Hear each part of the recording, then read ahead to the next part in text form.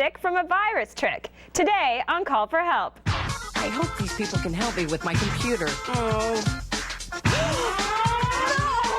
A technician will be with you in 4 hours. 4 hours? You can upgrade for just $5,000. What? The universal serial config board should be set to ID 6. I need that in plain English. Help! Leo Laporte to Call for Help. May I help you? Good evening, ladies and gentlemen. Tonight on our show, we're so glad you've joined us. Probably nobody even knows what I'm doing there unless you're over a certain age. Albert Hitchcock. Thank you. He knows, the man upstairs. This is the show where we help you with your technology. I'm Leo Laporte. This is Call for Help. Every day on this show, we sit down, we take technology apart, we play with the fiddly bits inside, and then we attempt to put it back together again. And sometimes we succeed, sometimes we fail. But by the end of this show, you are going to be a computer expert. And if you give me 5, 6 weeks, you'll be the person people go to and say, how does that work? And you'll be able to say, oh, I know how that works. I'm a wizard. And you think I'm joking, but I talk to people every single day who say, Leo, I didn't know anything about this stuff. And I started watching the show, and now I do, and people come to me. And I'm not just talking computers, I'm talking internet, MP3 players, I'm talking digital cameras, cell phones, home theater. That's what we do here. We're going to help you protect yourself today. We've got some good security information. May I introduce, ladies and gentlemen, my call for helpers, the lovely Amber MacArthur's got a little horsey on her. Yep. And Andy, who has the words, is that Nintendo? Nintendo, on your yeah. chest? Yeah. Andy Walker, the Cyber Walker. That's cool. Where'd you get that? I got it from Nintendo. Oh, well, that makes sense. You know they were a playing card company? Were they a really? Japanese playing card company. Right. Several hundred years old, as I remember. I mean, it's an old company. And then they started getting into those pachinko games. If you've ever been to Japan, they're huge. Huge. You know, you go in these pachinko parlors, and it's like a kind of like pinball. Yeah. And I think there's gambling involved, but I don't know. And because I've never been in there. But then at one point they said, you know, this video game thing, this could be big. And of course it has been very big for them. They've done well for themselves. Yeah. They really have. Yeah. So you're doing something for security today? Yeah, well, I got an email the other day from a friend who said, hey, I've got a virus. Oh my God, it's so scary. And I'm going to forward it to all my friends. Oh, I get this one. And of course, you're not supposed to do that. That's the bad. That's the phrase. Forward to all your friends. That's the one that's a giveaway. Right. So I'm going to show you. And when you get an email like that, I'm going to kind of show you how to figure out whether it's real or not. There's some key tricks. Spotting virus hoaxes. Excellent. Amber. And just to follow up on that, I'm actually going to show you a website you can go to. You know when you get an email and you don't know what the attachment is? This site allows you to input the attachment code, and then it comes up and tells you what kind of file it is. What file is it? What happens all the time when you get a file and well, I don't know what this is. Exactly. What a coincidence that we did the same kind of thing. I know. How did that happen? Well, you think that's a coincidence? Listen up. Steve Gibson is here, our wonderful, the hero of all who have to fight spyware. He's the man who coined the term spyware and first discovered it and predicted it would be a problem. He's also a wizard on security and hackers, and his section is going to be Packets of Deception. Wow. Packets of Deception. Steve Gibson. I don't know what that means. Deceptive packets. Steve Gibson is my hero. He is? Yeah, I was a huge fan of Steve Gibson long before I ever did the show. He's wonderful. He's very cool. So that'll be awesome. Awesome. So we got Going to go to his show. head, but Lots anyway. of good stuff. Yeah, all right. Yeah. But of course, this is called Call for Help. So somebody must be calling for help. Yes, we have Luke on the webcam from Waterloo, Ontario. Hello, Luke. Hi, Leo. How are you? Welcome to the show, sir. Thank you. How about yourself? Oh, I'm doing great. I'm wearing you can't see it. Oh, maybe you can. You can see the neck cam. Yes, I can. A wild shirt today. Let me show you. Oh, look at that. Somebody sent me this, and I keep getting told who it is and what it is, but I really, for myself, I have no idea. But some sort of Japanese character. It looks good, though. Yeah, it's pretty. Yeah, it kind of looks like something. A car collision happened on my. So what can I do for you, Luke? Pardon me? What can I do for you? I've actually got a little bit of trouble with Firefox. Oh. What's happening? I've got a whole bunch of people trying to register for our corporate website. Yeah. And when they go to register, part of the registration doesn't work. Ah, well, let's take a look. You work for Manulife, they say, yes? That is correct. What do you do for Manulife? I'm actually tech support for a whole bunch of advisors out on across the country. So when they can't register, they call Luke. They do. And you're going, ah. Now, I got to say, unless you're the web designer, you may not be able to do anything about this. Exactly. But at least we can see what's wrong here. So I'm going to look at it first in Internet Explorer. So I'm at the Manulife page. Is it the register button? Is that the one that causes the problem? That's the one. So if I click that, it opens a pop-up window. That's okay. Yeah. And Firefox people see this much, yes? Yes. But when they click one of these buttons, what happens? When they, as you can see at the left-hand side, it says pick your distribution channel. Yeah. So when you click on one of those, it's supposed to populate the drop-down list underneath. So there's a drop-down that says select your branch office. So if I select intercorporate, my branch office would change here. Correct. Ah, and it did, and it populated that. Yes. Okay, well, let's just look real quickly and see what happens in the same page in Firefox. Now, I have to say that in general, what's happened is, unfortunately, web designers for years coded exclusively for Internet Explorer. True. And tested exclusively with Internet Explorer. So let's see, in Firefox, I select intercorporate. Oh, something happened briefly. And then it disappears. And then it disappeared. It looked like it started to populate it, but then it went back to the original one. Correct. Okay. So the best way to figure out what's going on here is to view the source code of the page, and I'm not sure I want to get that deeply into this. But I'll tell you what's happened is there are web standards that are set up and created by the World Wide Web Consortium, which is w3c.org. And these folks are the folks who say, what is valid HTML, valid CSS, valid XHTML, valid DHTML, all of the different standards on the web. They set the standards. And browser publishers are then, it's up to them to kind of implement that. And what's happened, unfortunately, is that and everybody's guilty of this, Netscape and Internet Explorer both created browser proprietary tags that only worked for them. And then developers of websites said, well, I want to have that, blink tag, so I'm going to implement that. But then the problem is it looks different in different browsers. There are a plethora of browsers right now, but it's generally agreed that it's not up to the browser, it's mostly up to the developer to make sure it's compatible. I'm going to show you a few sites that are useful. Okay. But again, this isn't going to be that useful to you. You can't, I'll be honest, Luke, I don't think there's anything you can do about it except say, well, you have to use Internet Explorer. But what you should do is file a trouble ticket with your web developers and say, look, guys, you've got to test for browser compatibility here. Exactly. And this is the Mozilla page. This is actually quoting the Web Standards Project, which is a great project. Browser makers are no longer the problem. The problem lies with designers and developers chained to the browser quirk-oriented markup of the 1990s, often because they don't realize it's possible to support current standards. And that's the key here. There's nothing you can do unless you're using a Internet Explorer specific tag. Which they may be. I mean, I don't think so. That pop-up should populate. There is a summary. This is from Mozilla. There's a summary of things that are deprecated or proprietary features on the left and how you would do it in a standard way on the right. So that would be one thing that your web designers could go to. I'll put a link in the show notes to this. This is at mozilla.org. This is the web developer documentation. And there are quite a few things that people use, like I said, the blink tag, that instead you should use a CSS tag, the marquee tag, which was IE2 specific. The div plus some scripting will give you that, so forth and so on. People, for instance, no longer are supposed to use the font tag. Everybody uses the font tag on the web. I use the font tag all the time. I do too, but now you're supposed to use this CSS font family and font size and all of that stuff. I admit it's a pain, but if you want to be compatible, you've got to do this stuff. There also are a number of tools you can use to validate. If you go up to the top of the page here, these are tools that you can use to validate your page. And if it doesn't work in the validator, they'll at least give you some information about what's not working. So okay. I would suggest running it through the HTML validator first. If I can get, what I need is the source code for that register. I mean the HTML for the register.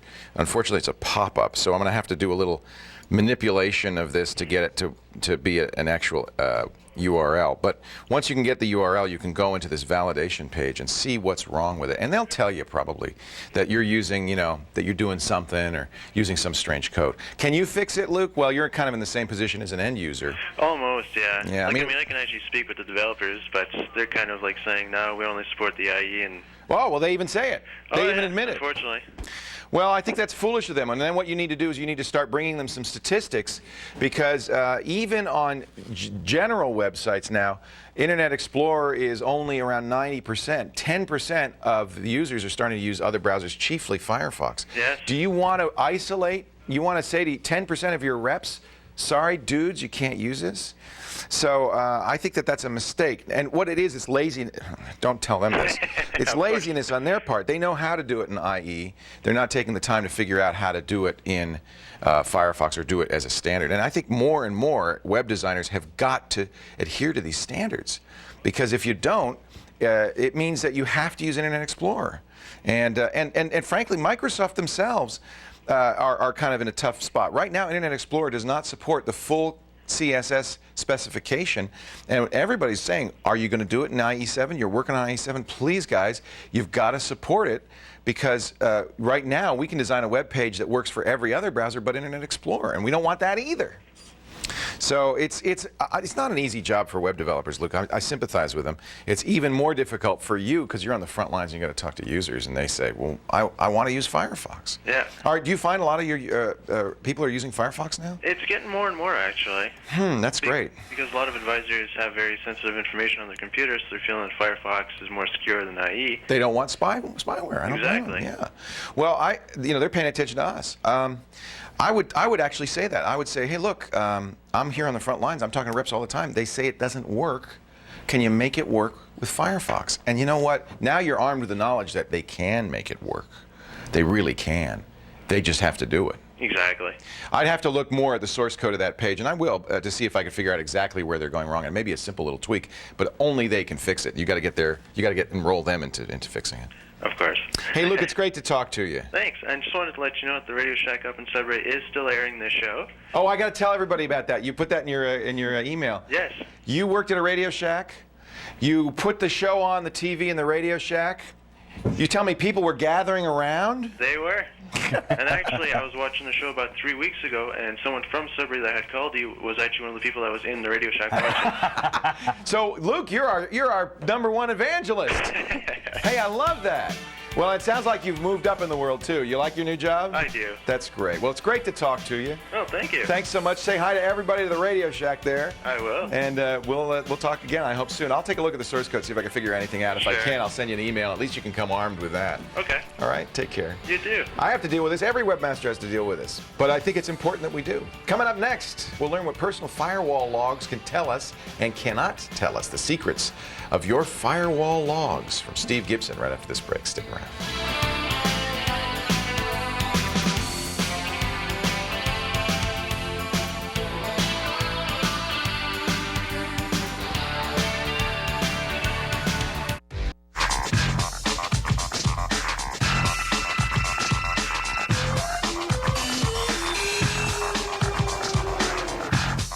Welcome back to Call for Help. Few software tools and technologies generate more worry, fear, doubt, and confusion than personal firewalls, those software firewalls that sit on your system and boink you whenever you've got somebody trying to get into your system, and you try to figure out what those warnings mean about security, and it's, oh, I don't know what to do, and then you end up just saying, yeah, and then you have no protection at all.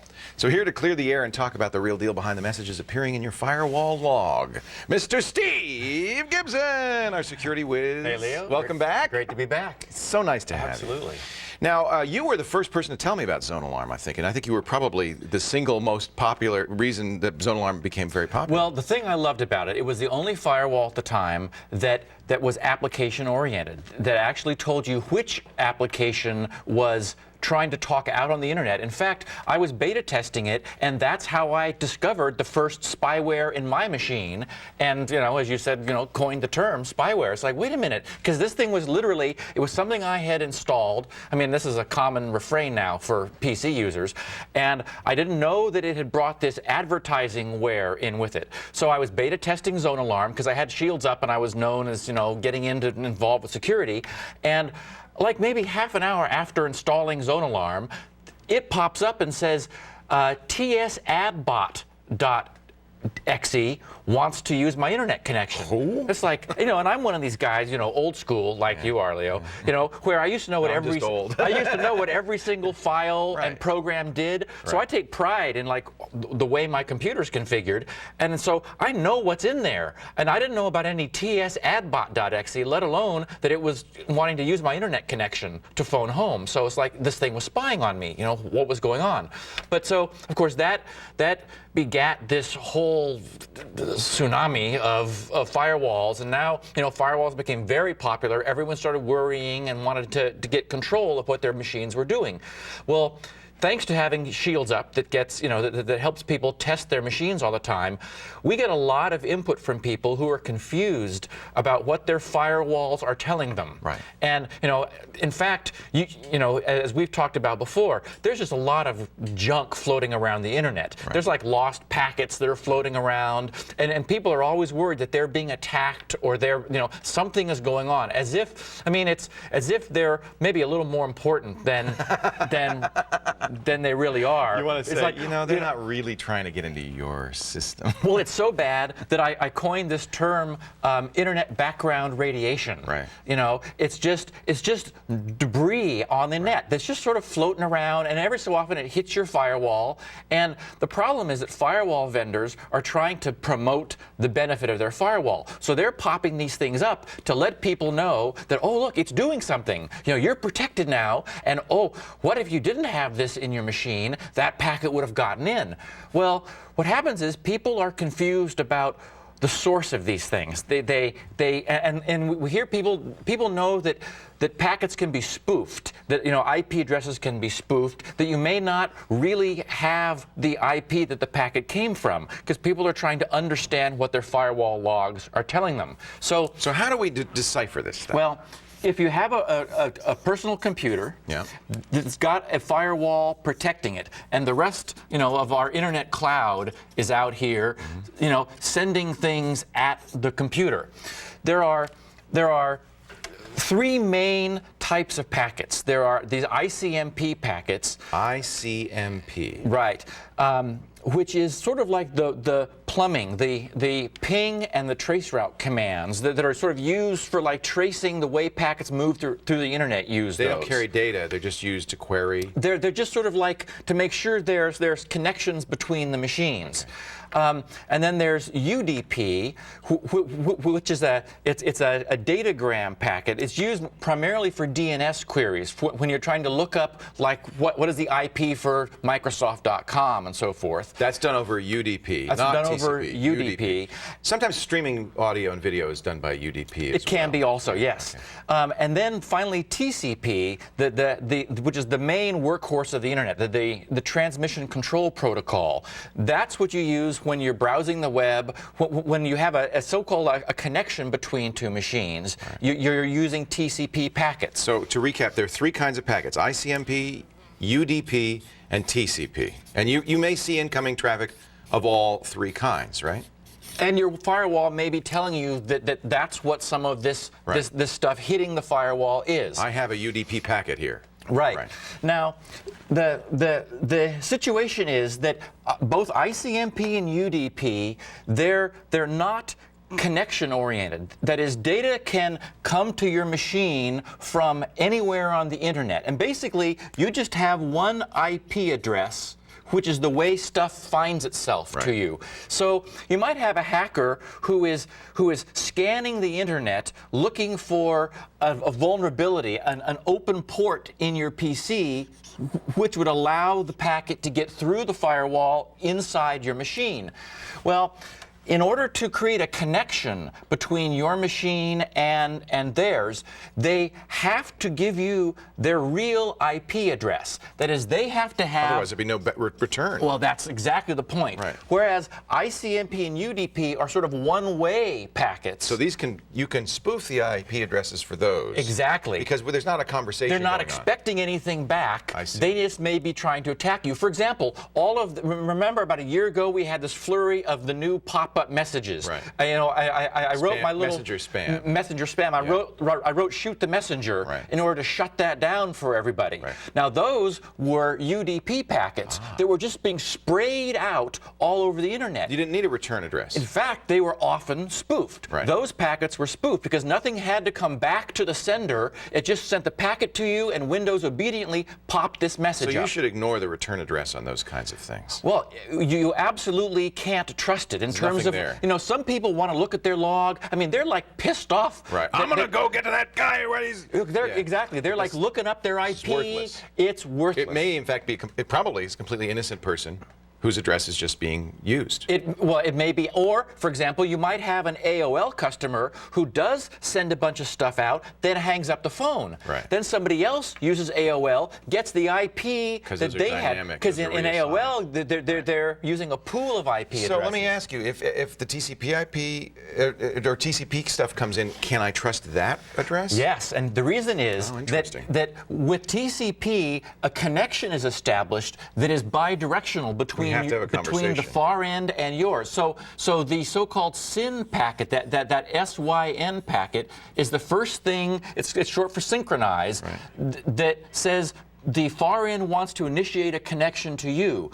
You then send back a SYN ACK, which is your SYN packet, saying I want to establish a connection with you, and I'm acknowledging your request to connect with me. So this has to have a valid address, or you won't be able to have the conversation. Exactly. The SYN now, packet... there may be some intermediate servers kind of trying to hide this address. He may be using a variety of servers. Like a proxy. Yeah. For example, he might really be over here, and he's relaying through another machine. Right. But you absolutely know that when the final packet of this so-called three-way handshake, which is an ACK coming back from him, you get this, the so-called TCP three-way handshake. It verifies to each end that there is a round trip possible on the internet between these 2 points. Right. So the IP address in your log for a TCP connection was the machine that sent the packet to you, whereas you don't know that with ICMP and UDP.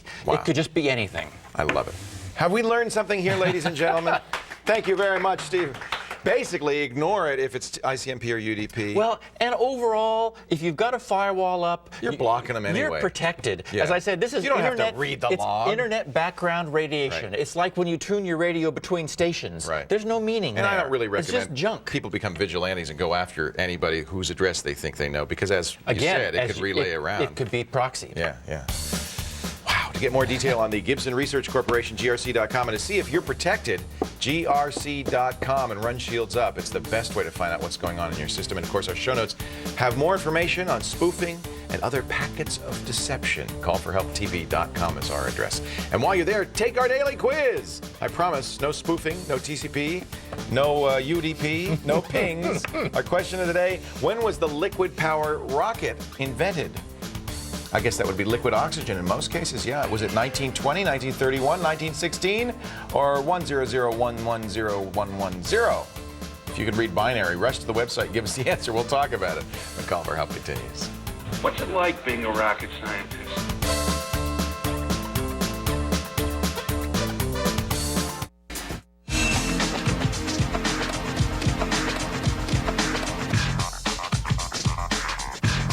Welcome back to Call for Help. Did you know that you can easily add a watermark to a Word document? All you have to do is open Word, go to Format, select Background, select Printed Watermark, and you can either add a picture as your watermark or text. Here we're going to add confidential to the entire document. And then that will be printed on all the documents that you do. And now we have another caller. We have Ruth on the line from Toronto, Ontario. Hey, Ruth, how are you? Hi there, I'm well. How are you? I'm very well myself. Thank you for calling. What can I do for you today? Okay. Well, I had a question about Palm Pilots. Okay. I just bought a Palm Zaire 31. All right. And I want to get the most out of it. I And don't blame also- you. Yeah. I'm looking to put an extra gig in there as well, just for like additional media and stuff like that. SD memory and stuff and so forth? Yeah. You said you bought a Zaire 31. 31. Yeah. It's the entry level. Oh, okay. All right. Yeah, exactly. I wasn't familiar with that one. All right. So is it Yeah. black and white or color? It's color. Okay, good. So that will, because of course that will affect what kind of stuff you do with it. It comes with 16 Right. megs of RAM, so that's certainly enough to put more software on it. The extra, now one thing you should understand about the way Palm works, the extra memory you put in, programs can live there, but they can't run out of there. It's almost like a hard drive. So Right, you can't okay. suddenly load it up with 100 programs that are all running at once, because you only have really 16 megabytes of memory to work with. If that makes, does that make sense? Yeah, Yeah, no, this absolutely. is, so the extra, you could put a gig in, but it won't mean you can run a gig worth of programs, I guess is what I'm Right. saying. However, they'll be available to you. You just have to swap them in and out of memory. Oh, okay. And actually, they're getting better at that. And the data can be living in there, although, is this OS 5, Palm OS 5? So I think it's the OS 4. Is OS 4? Yeah. Because that will impact it too, as the newer Palm OS allows you to start keeping the data also on the disk. But unfortunately, in the earlier versions, you had to load the data also. And so you don't want to, I guess what I'm saying is, don't go crazy here. Because even if you put a gigabyte of RAM, of memory card in there, you're not going to be able to run unlimited numbers of programs. Okay. And I have to also say that the way the Palm comes is pretty well configured to do the basics, the things you want. I'll show you a few things. Let me, first of all, say, you know, teach a woman to fish. And she'll know what kind of gear to get. So this is what I'm going to do is say the best way to find your favorite programs is to go to sites like this. This is one of my favorite Palm download sites, palmgear.com. Okay. This is a great site for software and hardware and accessories and stuff. Most of the stuff here is commercial or shareware. They don't do a lot of freeware. But I always look at what are the best sellers? What are the programs most people download, and that's a great way to figure out what's good. I also would recommend a site that I go to all the time, which is called Version Tracker. They have a Palm section, and you can see what the top downloads are there. And a lot of these are freeware. Free programs. So that's versiontracker.com. Yeah, you don't want to spend any more money than you have to. Yeah, And exactly. palmgear.com. Let me show you the first program I think almost everybody should have on their Palm, and that's called e-reader. And this is a free program. It allows you to read e-books. And I know that sounds weird, but I know a great many people, including I think Mr. Steve Gibson, who read books on their handhelds. Actually, it's really handy because Yeah. it's just so compact. You're not carrying around a ton of stuff. It's just, Exactly. And this company has a lot of ebooks that you can download, and of course you'll find other sources for ebooks. Any PDF can be turned into an ebook. Any variety of things can be turned into ebooks. And so you really can read. Steve, do you use a Palm or a Pocket PC? I have a T5, a Palm. He has a Palm, and so I carry it with me. I have it now. which reader do you use? I use e-reader. He uses the e-reader. All right. So I didn't even ask him, and I still got it right. So he puts books on here, and that's what he does. And I think that's probably every Palm user should have at least e-reader. You want something for fun? Here's a fun one. People like, it's called Silver Screen. It changes your user interface to make it very elegant and pretty. And you can have desktops and the buttons are 3D. You can try that for free, although it is a commercial program. But it's a fun one. It's called Silver Screen. And it is pretty cool, although it doesn't have any real functionality. It's just it just gives you some, a makes different. it look pretty. It's very pretty, and it's a good user interface. And do you like games? I do, absolutely. All right. Well, I'll give you. This is a very popular one. It's the free solitaire game pack. 5 free solitaire games for Palm OS. Okay. It's from a company that does commercial card games for the Palm OS. But why not start with the 4 free ones or the 5 free ones? So get that e-reader. Highly recommended. This free solitaire is great. I'll put links to that in the show notes. But really, best place to go is Palm Gear and look at what's there, and you'll see there's a lot of really cool applications. Great, will do. Also, I just had a question about map programs for it as well. Yeah. That was another thing that I really like because I don't want to. I'm always lost all the time. I don't want to carry a Pearlies, just too big, and it would be great to have something compact in my Palm. To do what? Math? Like some kind of map program. Well, there's some great math programs. You mean like a calculator or? Like for, map. like Map. actually, like I'm street sorry, I maps and stuff misunderstood. like that. My ears Yeah. are going. I'm getting old. Oh, yeah, there are some very good mapping programs on here. In fact, one of the most popular map programs is called Mapopolis. It's a street mapping program.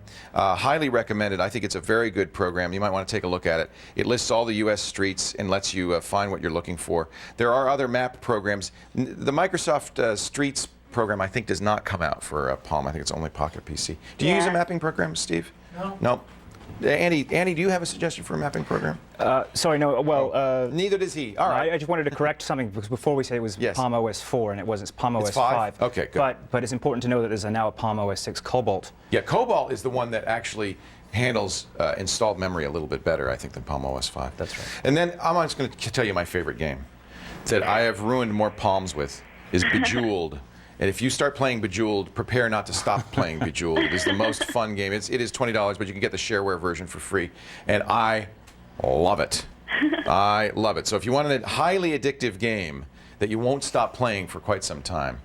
Steve, what's your favorite Palm OS program? Anything you would recommend? Sokoban. Sokoban is great. Absolutely love it. Now, he's a smart guy, so he wants logic, right? Sokoban, you have to move these. It actually originally started as a Japanese game where you're moving sake barrels around in a warehouse. Right. And you had to move the barrels in such a way that you could get each barrel to where it was going. And you have to really be smart. He's a smart guy. Sokoban is a great program, and there's a free version of that for the Palm. Yeah, and also Picture Logic. Picture Logic. Oh, yeah, you showed me that. It's really fun, too. I'll have to put that on the list, too. Picture Logic. Steve's a wealth. You know, Steve loves his. I got to tell this story about Steve. He loves his tungsten so much, and he's worried that they're not going to make any more of them. So he bought 5 of them, and he has them stored. They're not in your freezer, are They're they? in my refrigerator. They're in his refrigerator. All right. I was just checking because he doesn't want the batteries to go bad or anything. So he has them. That's all right. We don't have to talk to Steve anymore. They're trying to get a microphone on Steve. It's all right. But that just gives you an idea how much he loves his Palm. He's got them, 5 of them, in warehoused so that when one dies, he can just unwrap another one. He plans to have enough Palms for the rest of his life. All right, Ruth. Hey, thanks so much for the call. It's great to talk to you. Enjoy your Palm. I will. I'm going to have a lot of fun with it. You're going to have a lot of fun. Stay away from Sokoban and Bejeweled, though. You'll never stop. You'll never stop playing them. Opening unknown email attachments is very dangerous. You know I say every time, don't open attachments. Well, if you could decipher what they were, maybe you'd be able to figure out what you wanted to do with them. That's what Amber's going to show us how to do next on Call for Help. Stay right here.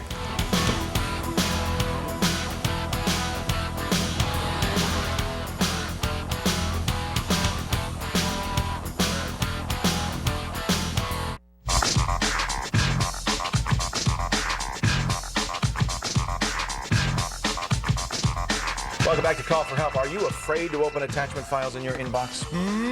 Before you click, make sure you know what you're getting into and never open executable files. Amber's going to show us a handy site where you can at least figure out what that extension means. Yeah, this is actually a great site. It's pretty straightforward. It's called filext.com. And what it allows you to do is exactly what you said. You can basically go online, and if you get a file in your email, you can search to find out what kind of file attachment it is. So we'll just enter our extension here. Let's say it's just .zip or ZIP. ZIP. Everybody knows what that is. Exactly. Yeah, so zip file. So what it does is you can basically search any file extension. It will have all this information about the file. It'll have notes, and it'll have a link for more information about zip files, identifying characters, notes, all these different things. So you know, that's obviously a more common file type. Literally, there are thousands of different types of files, and you can, you know, I just went in for fun. I just wrote ABC. Just is there an ABC file? Check this out. This would be a great way to test real geeks like Steve. I know. I actually am getting a little bit obsessed with checking some things in this. So there is an ABC flowcharter data file, and then it has the company name and a link to the company, and then it talks about what type of product it is. Wow.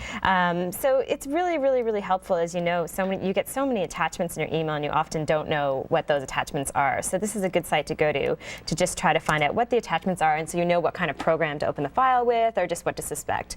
But then again, what we want to talk about as well is just that you should be careful opening attachments at all. I say never open them. Yeah, But at all. the real answer, the truthful thing is never open an executable attachment. The problem is there are so many extensions that can be executable. PIF, EXE, I mean, there's all sorts of ones. Even doc files, Word documents, and Excel files can contain macros that contain viruses. And of course, any zip file is dangerous because inside the zip may be an executable. So exactly. So people should just be careful anyway. But this is helpful too if you just want to, you get a file and you know it's trustworthy EXT. and you just want to find out more about that file type and what kind of file it is. So it's a really helpful site. For more information about figuring out mystery file formats, Amber's show notes are on callforhelptv.com. At callforhelptv.com. Where should we go if we want to send you something to suggest a next free file? You can actually email me at amber@callforhelptv.com. Lots of people want to send you free files. Yes, I would love to get more free files. Yeah. Well, your contributions are great. We'll give you credit, too, if you suggest a good one that we use. Hey, time right now for another tech quiz. Our question of the day: when was the liquid power rocket invented? June 12th, April 1st, March 16th, or EIEIO? Get to the website. Give us your answer. You think I'm going to read that now? We'll be back right after this. We'll tell you.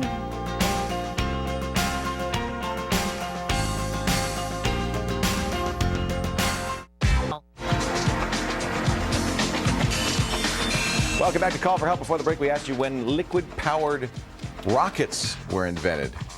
I got to think, boy, I don't know. Was that the Russian guy who did that? No? Was it invented in the States? And Mikey says yes. I'm going to say 1926. And the answer is 1926. Boy, that's just what we call a wag. And I won't tell you what that means. That's just a guess. If you've been having some tech troubles lately, don't worry, you're not alone. Even famous people have problems too. According to Pablo Picasso, and I quote, "Computers are useless. They can only give you answers." Interesting. And now another question from another caller. That's all I do. All right, we have Jitesh on the line from Toronto, Ontario. Hello, Jitesh. How are you? Welcome to the show. I'm good, Leo. How are you? I'm very well.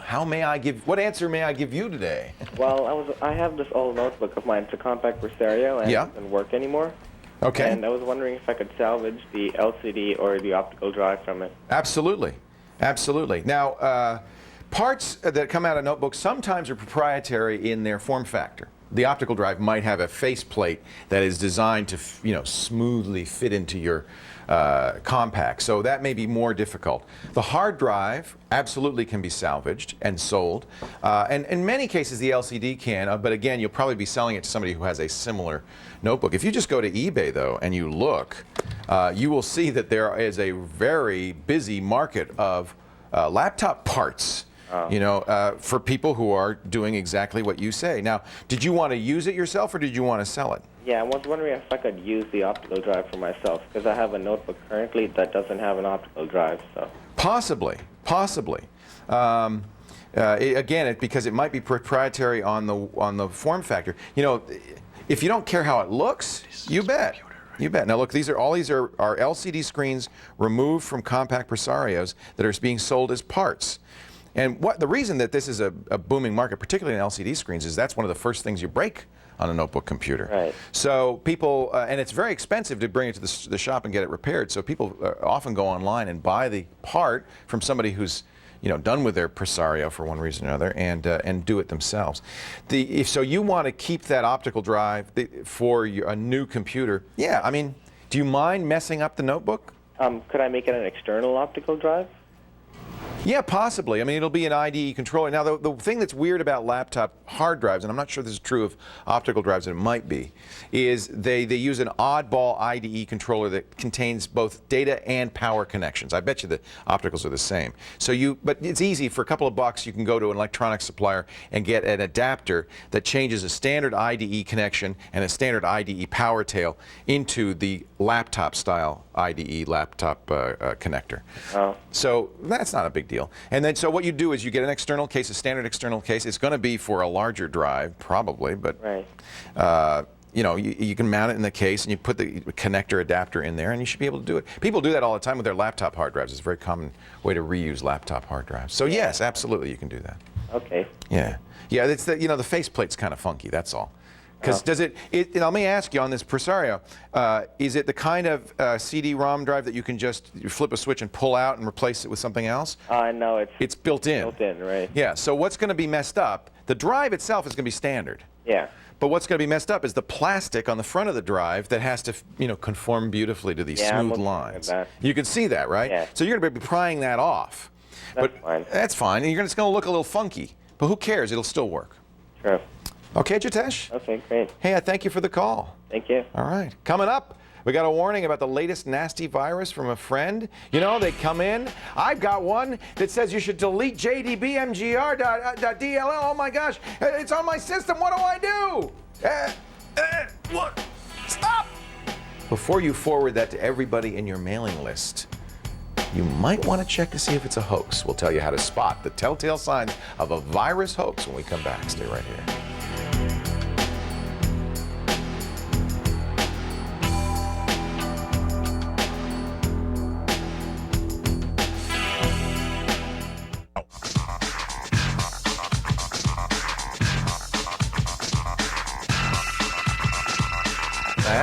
Yeah, it's like a knight. It's like a Japanese knight. It's got a big sword. Oh, hi, welcome back to Call for Help. How are you? So, you open an email. We've all done it. And it says, I have just learned there's a virus going around. It's zooming around the internet. It can wipe out your hard drive. Send this message to everybody you know, quick! And then you do. And then, most embarrassing of all, one of the people you send it to says, dude, chill. It's a hoax. Let's not have that happen to you, all right? Andy's here to show us how to spot actual viruses and when they're not real. I've yet to receive an actual virus warning in the email, by the way. Oh, is that right? Do you get them? I get them all the time. People still forward them still to this day. But they're not hoaxes. They're real? Oh, no. They're all hoaxes. They're all hoaxes. Yeah. They're all hoaxes. So how do we know? Well, so there's some real key telltale signs. One is urgency. Now, if it was urgent, the more urgent, the more exclamation marks, the bigger the capital letters. Instant clue. Here's an example. Here's an example. Yeah, I have actually a classic hoax. This is called Win a Holiday. This is a classic hoax. This was famous when it first came out. And how many exclamations? 1, 2, 3, 4, 5, 6, 7, 8. Right. There you go. Look at all that caps. Do not open it. Oh. Scary. It's not real. So this absolutely is not real. And in fact, here's another thing to look for. Announced yesterday morning from Microsoft. Well, yeah, let me get to that. Oh, you're going to do that? I'm going to do that. All right. One at a time. No. So what? Exclamation marks. Exclamation marks, urgency. It just came out yesterday. It just happened. You have to warn everybody. Yeah. So number 2 is it references an authority of some sort. Authority, right. Right. Either the FBI or Microsoft or AOL. U.S. Postal Service. Right. Exactly. Somebody who must know because they must know. Anyway. So these are tricks that the people who write these. Somebody wrote this originally as a hoax, trying to. It is a virus. The message is a virus. It spreads itself through the internet. Right. But in order to get you to do it, they kind of had to give you some imperative. That's right. So they make it urgent. It's a socially engineered virus. Authoritative. Really, yeah, exactly. And one of the things you can do, let's say you go, I know it's saying it's really urgent. It says announced yesterday by Microsoft. I suppose it's possible that could be, right? It could be. So go check. Go to Microsoft.com, go to their press conferences, or do a search. Yeah. The other thing, of course, now here's the clincher. So it's urgent. It references an authority, and all of a sudden it says to you, tell all of your friends. Tell everyone you know. Right. That's the key. This is a very dangerous virus. Let's see if we can send this to all your friends online ASAP. Yeah, right. Don't think. Whatever you do, just press send. And if in this particular case, there's actually, it's trying to tell you twice. It says share everyone. Yeah. So all of a sudden there's the 3 strikes, 4 strikes. Wait a second. This is really suspicious. Now let's say you're still not sure. Yeah. One of the tricks that I used to use is actually take a fairly significant piece of the email. Like let's say. Very malicious virus and not many people. Okay. You take a piece of that email, stick it into Google. Oh yeah. Put it between quotes. Because if it is a hoax, there's going to be a lot of pages saying it's a hoax. Right. So if you go www.google.com and you put it between quotes, you'll actually. Bingo. Quite a few. Quite a wobbler, few. Right. He takes guts to say Jesus, and the Budweiser frog. All of those, by the way, are well-known hoaxes. And apparently they all use the same the test sentence. Right. Now, what can you do? Like, let's say you've received the hoax from a friend, and you basically want to tell everybody, and you want to stop the hoax from spreading. Yeah. What I would do, this is what I normally do, is I go to a page called F-Secure. This has got a really great reference of all the hoaxes that have ever been. Yeah. Go in, and in this particular case, was called Win a Holiday. So we go Win a Holiday. Yeah, because you want to send them an authoritative source that says it's a hoax. You just don't want to say, hey, I say it's a hoax. Your own. So all I say is, this is a hoax. Hey, I think you've been had. Try not to embarrass them too much, because the people it's get humiliating. upset. Say, reply to everybody who they've sent it to. Say, this is a hoax. Unfortunately, I think you've been had, but don't worry about it. We're trying to spread the word that it is. And here's a link that explains it. And go to say F-Secure. Yeah, I do the same thing. And put a link. Yeah. And then you usually get a sheepish response back. Oh, I'm really sorry. But the more people that you teach, the better off we are on the internet as a community. So. Don't press that send button before checking. Hey, if we got a little time for the free file of the day. If you're worried about viruses, this is something you might be interested in. We always sort of advocate, make sure you have a really good antivirus program on your system. Yeah. And I think we recommend a couple different ones. AVG is probably my favorite free antivirus. Now I came across this one. It's called Antivir. I'm not familiar with this. And it's from a German company. Now Antivir. It's actually very clever because it's very simple to use for the most part. It has, daily updates or regular updates that you can search. It will, set itself up so it will scan when you start up your system. And beyond that, it has some very, very deep sort of features for people who are more advanced. You can look at your log files. You can do all kinds of things. This looks good. It's really very clever. Have to try it out. Yeah. And then one of the favorite things of this particular system that I really like is it comes with a second piece called Antivir Guard. And this is, again, a slightly more advanced configuration system. But one of the fun things is a tab all the way here on the right-hand side says unwanted programs. So it will actually report if there's games on the system, if there are joke programs on the system, and there are other perceived malicious. So you put this on your kids' side. Right, and it'll actually, you can turn game alerts off, but isn't that kind of cool? I like that. And it's free. And it's free. Do they must make a commercial version, and this is kind of and come on to that. That's exactly what they do. That's what AVG does as well. And that's how they make their money. That's great. I think it's great that they're giving away a free version. We should test it and see how effective it is. One of these days I'm going to infect a nasty machine. Mikey's going to be terrified. Look, he's looking at me funny. We're infecting all the computers, Mikey. We have to. We have to. We have to, very Mikey. important. I'm sorry. It's part of the... Oh, he doesn't like that. That's right. If you want to know more about spotting a virus hoax and get the link to our free file of the day, you know where you can find it all in the show notes at callforhelptv.com. And of course, if you've got a question for Andy, something you'd like to see him explore, send him an email. What's your address? Andy at callforhelptv.com. I knew that. All right. Stick around. Final words, final thoughts, and so longs right after this. Stay right here.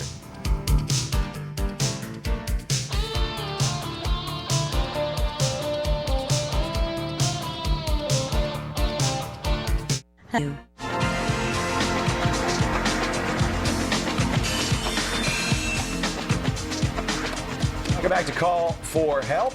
I want to remind you to sign up for our free newsletter. We've got one now. It goes out every day. You get it in your inbox. You'll have show notes from the most recent show and also things to look for in upcoming episodes. It's a great way to stay up on what Call for Help is up to. Just go to the website and sign up. It's free. No salesman will call. Callforhelptv.com. While you're there, also click the link that says Ask a Question. Fill out that form so we can get you on our next episode. We're particularly looking for Australian callers because when we do this show, it's kind of early in the morning for Australians, so we want people who like to get up early. Real early. Really early. I wanted to mention there's a couple of great sites for checking your antivirus to make sure it's okay. One is Virus Bulletin, which is an independent English company that rates and tests antiviruses. Virusbulletin.com. It's VIRUSBTN.com. Cool. And we should check and see how Antivir stacks up there. That's right. And then another one that I recommend is the ICSA Labs, where they test viruses for compliance and so forth. ICSA Labs. I think it's .com, but those are a good couple of places to go. Yeah, I love it. Thank you very much, boys and girls. Thank you for having Been a fabulous show. We like being called for help pets. We're glad you're here. If you have a question, a comment, a suggestion, Andy at callforhelptv.com. Amber at callforhelptv.com. I'm Leo at callforhelptv.com. And of course, the website is callforhelptv.com. Turns out. If you've got a problem with your personal confuser, don't whine. Don't moan. Don't yell. Just call for help. We'll see you later. Bye-bye. We have to work that out. I know. Maybe you could be don't whine, you could be don't moan, that could be don't yell, and we could all say call for help. How about that? You want to do that?